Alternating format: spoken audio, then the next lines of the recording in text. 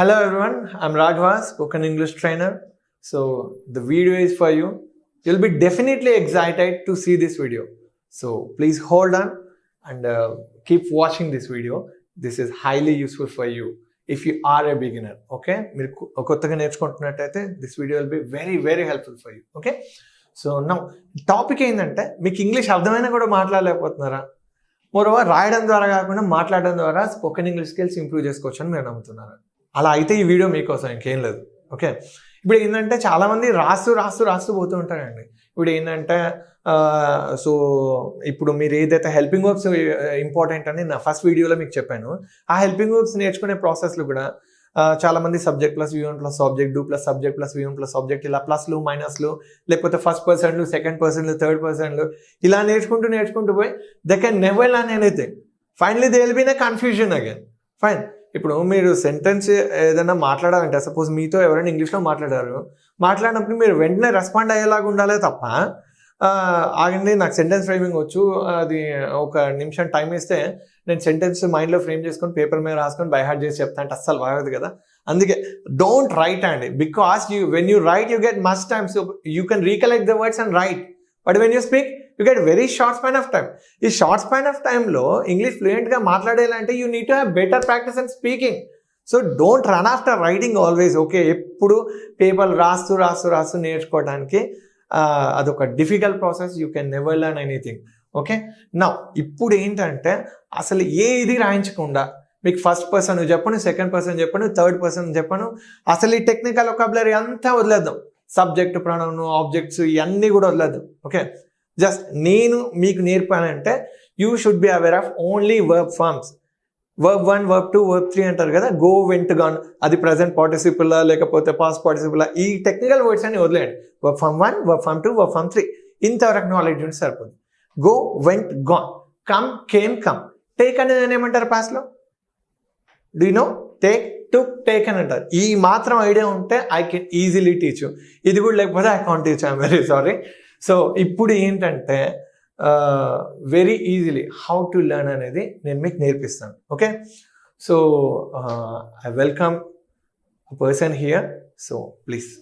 ఓకేనండి, so here is a person. So I would like to teach him. Fine, easiest మెథడ్స్లో అసలు నేను ఇప్పటిదాకా చెప్తున్నాను కదా, సబ్జెక్టులు, ఆబ్జెక్టులు ఇవన్నీ పక్కన పెట్టేయండి అని చెప్పేసి గోల పెడుతున్నాను కదా.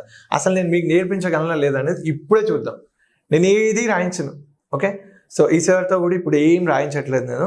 But within a short span of time I can make him learn a helping verb. Fine. So చాలామంది ఏమనుకుంటారంటే టెన్సెస్ వస్తేనే మనకు చాలా ఇంగ్లీష్ వస్తుంది అనుకుంటారు. చాలామంది మీలో ఏంటంటే టెన్సెస్ మట్టుకే తెలుసు, అంతకన్నా ఎక్కువ తెలియదు. But there is something beyond that you have to learn it to. Okay, let's have a test. Okay, so suppose నిన్న మీటింగ్ ఉందని నాకు తెలియదు అని చెప్పాలంటే ఎలా చెప్తారండి మీరు? I don't know any information about the meeting. Okay, నాకు తెలిసి ఉంటే నేను అటెండ్ అయి ఉండేవాడిని అంటే. I know any information about meeting, definitely attend it. ఓకేనండి, so we have to answer in a different way. Like నిన్న మీటింగ్ ఉందని తెలియదు అంటే it's a past tense. Okay, we have to say I didn't know that there was meeting yesterday. నాకు తెలిసి ఉంటే నేను attend అయి ఉండేవాడిని అంటే if I had known it I would have attended. ఈ వుడ్ హ్యావ్ చాలా మందికి యూస్ చేయడం రాదండి. టెన్సెస్ మట్టిగా నేర్చుకుంటారు, నాకు వచ్చేసింది అనుకుంటారు. You have to come out of this traits. Okay, next English నేర్చుకోవాలంటే మేజర్గా ఉండాల్సింది ఏంటి? హెల్పింగ్ వర్బ్స్, మన నాలెడ్జ్ అని చెప్పాను కదా. ఇప్పుడు నేను ఒక హెల్పింగ్ వర్బ్ నేర్పించి చూపిస్తాను అనమాట. అదేంటంటే డూ అనే హెల్పింగ్ వర్బ్. ఓకే, ఈ first person, second person, third person, ఈ పర్సన్స్ అందరిని తీసుకొని అవతల పడేయండి. ఇప్పుడు ఈ డూ అనేది ఒకటి నేర్చుకుందాం. ఈ డూ అనేది ఏంటంటే ఎస్పెషల్లీ ప్లూరల్స్కి వాడతాం, ప్లూరల్స్కి అండ్ ఐకి వాడతాం. ఐ అనే దానికి మాత్రం వాడతాం. ఐ అనే subject, object, leave that shit. Okay, just do అనే ప్లూరల్స్కి అండ్ ఐకి, అంతకన్నా ఏం లేదు. ఓకే, అండ్ డస్ అనేది ఉంటే అది సింగులర్స్కి వాడతాం. అది నేను ఇప్పుడు ఏం చూపించట్లేదు. It is just a demonstration అండి. Whether you can learn simple English or not by using my methods or not, that is what the concept here. Fine, ఇప్పుడు ఏంటంటే ఈ డూ అనే హెల్పింగ్ వర్బ్ ఎక్కడ యూజ్ చేస్తామంటే రెగ్యులర్ యాక్షన్స్కి. Especially ప్రతిదీ list out చేసుకొని చెప్పొద్దు, సింపుల్గా నేను చెప్తున్నాను. డూ అనే హెల్పింగ్ వర్బ్ ఎక్కడ యూజ్ చేస్తామంటే హ్యాబిట్స్కి, లేకపోతే హాబీస్కి. అంటే నేను ఎవ్రీ సండే క్రికెట్ ఆడతా, అప్పుడప్పుడు చెస్ ఆడతా. ఇదంటే ఏంటి? హాబీస్. హ్యాబిట్స్ అంటే నేను పొద్దున్న 5 గంటలకు లేస్తాను, 4 గంటలకు లేస్తాను, this is my habit. Next feelings. Feelings అంటే నాకు మ్యాథమెటిక్స్ అంటే ఇష్టం, నాకు సైన్స్ అంటే ఇష్టం, నాకు ఇది ఇష్టం లేదు, అది ఇష్టం లేదు. ఇదంటే ఏంటి? ఫీలింగ్. Next character. అతను ఎవరితో సరిగా మాట్లాడాడు, అతను అందరితో బాగా మాట్లాడతాడు. ఇదేంటి? ఒక క్యారెక్టర్ డిస్క్రైబ్ చేయడం. నెక్స్ట్ ఏంటంటే క్వాలిటీ. మా మదర్ వంట బాగా చేస్తాయి, వంట బాగా చేయడం అనే ఆమె క్వాలిటీ. నెక్స్ట్ యూనివర్సల్ ట్రూత్స్ అంటారు, sun rises in the east, ఇలాంటివి వాటి గురించి మాట్లాడాలంటే వీటిని రెగ్యులర్ యాక్షన్స్ అంటారు. దానికి డూ అండ్ డస్ అనే హెల్పింగ్ వర్బ్స్ యూజ్ చేస్తాం. Do is for plurals and does is for సింగులర్స్కి వాడతాం. సో ఇప్పుడు డూ అనే హెల్పింగ్ వర్బ్ ఒక్కటి నేను నేర్పించి చూపిస్తాను. ఇది నేర్చుకోవాలంటే ట్రెడిషనల్ ప్రాసెస్లోనే నేర్చుకుంటాను. First person, second person, third person అవన్నీ రాయించిన తర్వాత అప్పుడు మొదలు పెడతారు. I, we, you, they, he, she, it కాదండి, ఇంకా చాలా ఉన్నాయి. మై బ్రదర్ అనాలి, మై ఫాదర్ అనాలి, వన్ ఆఫ్ మై ఫ్రెండ్స్ అంటాం.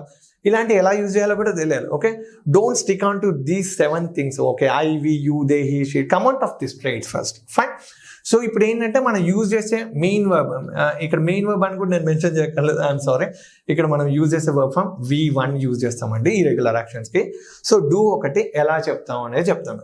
జనరల్గా మీరు నేర్చుకునే ప్రాసెస్లో subject plus V1 plus object అని రాసి దాని కింద 10 సెంటెన్స్లు తెలుగులో, 10 సెంటెన్స్లు ఇంగ్లీష్లో, తర్వాత do plus subject plus V1 plus object, తర్వాత subject plus do plus not plus V1 plus object, ఇలా ప్లస్లు మైనస్లతో నేర్చుకొని మిమ్మల్ని కంగారు పెట్టే థింగ్స్ని జస్ట్ విదిన్ 1 minute లేకపోతే 1.5 minutes ఈసారికి నేర్పించడానికి ట్రై చేస్తాను.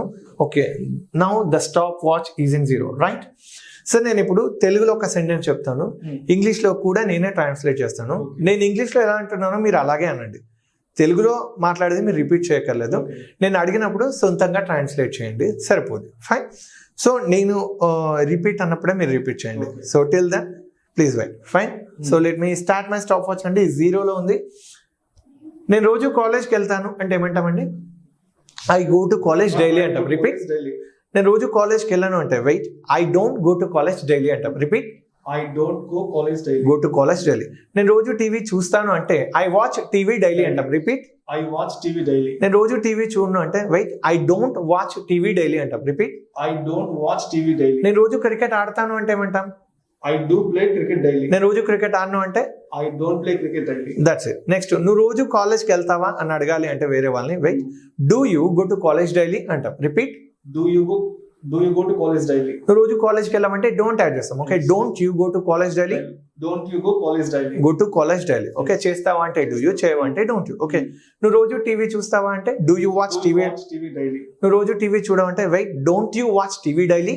Don't you watch TV daily? So చేస్తావా అంటే డూ యూతో, చేయవంటే డోంట్ యూతో మొదలు పెట్టాం. ఓకే, నువ్వు రోజు క్రికెట్ ఆడతావా అంటే do you play cricket daily? నువ్వు రోజు క్రికెట్ ఆడవా అంటే don't you play cricket daily? That's it. 1 minute 1 second పట్టిందండి అంతే. ఓకే, 1 నిమిషం 1 second, ఇంతకన్నా ఏం లేదు.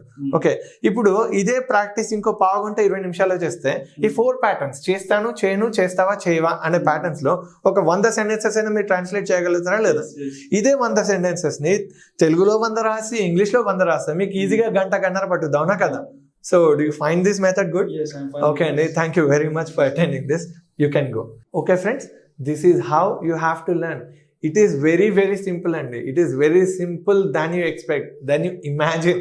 Okay, మీరు ఊహించిన దానికన్నా చాలా చాలా ఈజియెస్ట్ థింగ్ అంతే. ఈ సబ్జెక్టులు ప్లస్ V1లు ప్లస్ ఆబ్జెక్టులు, దీని తర్వాత second person, first person, third person. Why the hell are we learn all these things? ఇప్పుడు సబ్జెక్టివ్ ప్రొనౌన్ అంటారు, ఈ ఆబ్జెక్ట్ అంటారు. We don't need to go with such poor and very traditional methods. ఎందుకు అంటే ఇప్పుడు I go to college daily అనొచ్చు, daily I go to college daily అనొచ్చు. Okay, simple. ఏంటంటే ఇది ఇలాగే మాట్లాడాలనే రూల్ ఏమి ఉండదండి. ఓకే, ఇంకా చాలామంది ఏం చెప్తారంటే జస్ట్ కంప్లీటెడ్ యాక్షన్స్కి హ్యాస్ యూజ్ చేయాలి, ఎప్పుడో అయిపోయిన వాటికి డిడ్ యూజ్ చేయాలంట. ఇప్పుడు సపోజ్ ఏ అనే వ్యక్తి ఉన్నాడు, బి అనే వ్యక్తి ఉన్నాడు. ఓకే, కన్సిడర్ ఇంగ్లీష్ మూవీ ఒకటి చూస్తున్నాం అనుకోండి. ఏ అనే వ్యక్తి బి అనే వ్యక్తితో కామెంట్ చేస్తూ ఏదో మాట్లాడాడు, క్రిటిసైజ్ చేస్తూ. అప్పుడు ఏంటంటే బి అనే వ్యక్తి కోపం వచ్చింది. వాట్ యు మీన్ అని అన్నాడు. అప్పుడు ఏ అనే వ్యక్తి sorry I didn't mean to hurt you అని మొదలు పెడతాడా? Sorry I didn't mean to hurt you అని చెప్పేసి according to the traditional grammar in India we have to use just have and has for completed actions, just completed actions. So please get my sentence corrected. I didn't mean to hurt you కాదు, I haven't mean to hurt you అని చెప్పాలి. తప్పైపోయిందండి అని ఎవడు చెప్పడండి. ఇంకా ఇప్పుడు ఏంటంటే will and shall అని ఉంటాయి. ఐ అండ్ వీకి షెల్ యూజ్ చేయాలి, మిగతా వాటికి విల్ యూజ్ చేయాలంట. ఇప్పుడు ఐ షెల్ గో అంటేనేమో నేను వెళ్తాను అంట, ఐ విల్ గో అంటే తప్పకుండా వెళ్తాను అంట. ఇప్పుడు హీ విల్ గో అంటే అతను తప్పకుండా వెళ్తాడనా లేకపోతే ఉత్తుతనే వెళ్తాడనా? ఒకవేళ తప్పకుండా వెళ్తాడంటే హీ విల్ గో అనాలా, హీ షెల్ గో అనాలా? ఈ కన్ఫ్యూజన్ అవసరం లేదండి, అన్నిటికీ విల్ వాడతాం సరిపోద్ది. షెల్ అనేది ప్రపోజల్స్కి వాడుకోండి. Shall we go to movie this evening, ఇవాళ సాయంత్రం మూవీకి వెళ్దామా, లేకపోతే shall I take your pen, can I take your pen, ఇలా చాలా వాడికి ఏంటంటే సబ్స్టిట్యూట్స్ ఉన్నాయండి. We have to follow the trend, అంతే తప్ప ఇంతకు ముందు ఉన్నట్టే ఇప్పుడు ఉండాలంటే కుదరదండి. ఒక్కటే చెప్తున్నాను, don't follow the traditional grammar, avoid it. Okay, try to learn only the grammar which is required for spoken English. నేను ఏమంటున్నా అంటే గ్రామర్కి అగేన్స్ట్గా నేనేం చెప్పట్లేదండి, కాకపోతే కాంపిటేటివ్ ఎగ్జామ్స్కి ఉపయోగపడే గ్రామర్ని దీనికి కలపకండి అని చెప్తున్నాను అంతే. Okay, grammar is very essential. కాకపోతే ఏ grammar important I will tell you, you learn only that grammar. మరి ఫ్లూయెంట్గా వస్తుందా సార్ స్పోకెన్ ఇంగ్లీష్, మరి ఈజీగా నేర్చుకోవచ్చా, ఒక 1 monthలో నేను గడగడ మాట్లాడేస్తాను, 2 నెలల్లో గడగడ మాట్లాడేస్తాను అంటే అది కుదరదండి. ఇప్పుడు ఏంటంటే we have to translate in different things. Like చాలామంది ఏంటంటే గ్రూప్ డిస్కషన్స్ లేకపోతే ఇలాంటివి పెడుతుంటారు. ఎందుకు అంటే మనం ఎప్పుడు ఒకే రకమైన హెల్పింగ్ యూస్ చేసి మాట్లాడడం కాబట్టి, గ్రూప్ డిస్కషన్లో అయితే చాలా థింగ్స్ కొత్త వస్తుంటాయి కాబట్టి ఆ సెంటెన్స్ ఫ్రేమ్ చేసే ప్రాసెస్లో మనం నేర్చుకోవచ్చు. But beyond that English movies చూడండి, that will help you a lot. ప్రతి సెంటెన్స్ని మళ్ళీ రిపీట్ చేయండి, వీలైతే రికార్డ్ చేసుకోండి, that will help you a lot. మెల్లిగా ఫస్ట్ ఏంటంటే బైలింగ్వల్ మెథడ్ని ఫాలో అవ్వండి. అంటే తెలుగులో ఒక సెంటెన్స్ని ఇంగ్లీష్లో ఎలా ట్రాన్స్లేట్ చేస్తారో ఇలా ప్రాక్టీస్ చేయండి. దాని తర్వాత స్లోలీ ఏంటంటే ఇంగ్లీష్ కార్టూన్స్, ఇంగ్లీష్ మూవీస్ చూడండి, సబ్ టైటిల్స్ని బయటికి అనండి, మీకు సెంటెన్సెస్ ఈజీగా అర్థమవుతాయి. అర్థమైన తర్వాత మీరు చేయాల్సింది ఏంటి అంటే slowly try to speak to someone. Okay, ఈ బైలింగ్వల్ మెథడ్ని తీసి పక్కన పెట్టేసి మెల్లిగా ఇంగ్లీష్ని అలవాటు చేసుకోండి. ఇప్పుడు కార్ డ్రైవర్ ఉన్నాడు అనుకోండి, కార్ డ్రైవర్ అనే అంటాం మనం, అవునా, కార్ని కార్ అనే అంటాం. దాని తెలుగులో ఏమిటో మనకు తెలియదు. కార్ డ్రైవర్ని పట్టుకొని చతుర్చక్ర శకట చోదకుడు అంటే కుదరదు కదా. And more over one more important thing ఏంటంటే ఇంగ్లీష్ నేర్చుకోవాలి అంటే you have to follow only simple English, use only simple English. ఇంతకుముందు నేను అన్నాను కదా, చతుర్చక్ర శకట చోదకుడు అని ఎవడో యూజ్ చేయడు, కార్ డ్రైవర్ అనే యూజ్ చేస్తాం. ద సేమ్ వే ఈవెన్ మీ ఇంటికి వెళ్ళేసరికి మీ మావయ్య అంటే మావయ్య ఎప్పుడు వచ్చారు ఇంటికనే అంటారు తప్ప జమత తమరు మా గృహమునకు ఎప్పుడైతే తిరిగి అనరు కదా. సో అది తెలుగే ఇది తెలుగే, కానీ మనం స్టాండర్డ్ తెలుగు యూజ్ చేయట్లేదు. At the same time if you want to be communicative, okay, మీరు మాట్లాడే ప్రతిదీ ఎదుటి వాళ్ళకి అర్థం అవ్వాలి అంటే try to pick simple words అండి. సింపుల్ వర్డ్స్తోని సెంటెన్సెస్ ఫ్రేమ్ చేస్తే ఆటోమేటిక్గా యూ కెన్ స్పీక్ ఇంగ్లీష్ అండి. ఓకే, ఈ డిక్షనరీ వర్డ్స్ అవన్నీ నేర్చుకోకండి, న్యూస్ పేపర్లో వర్డ్స్ అని నేర్చుకొని వేరే వాళ్ళ మీద దయచేసి ప్రయోగించొద్దు. Okay, so that will never let you learn a proper English. Okay, so thank you very much for attending this session అండి. Thanks for Suman TV, and I hope you're happy with this session. I hope you clarify all your doubts regarding traditional grammar and silly things, right? So ఏదైతే silly things అవన్నీ మీకు ప్రాపర్గా అర్థమైందని నేను అనుకుంటున్నాను. Thank you very much for attending this session అండి. Have a nice day.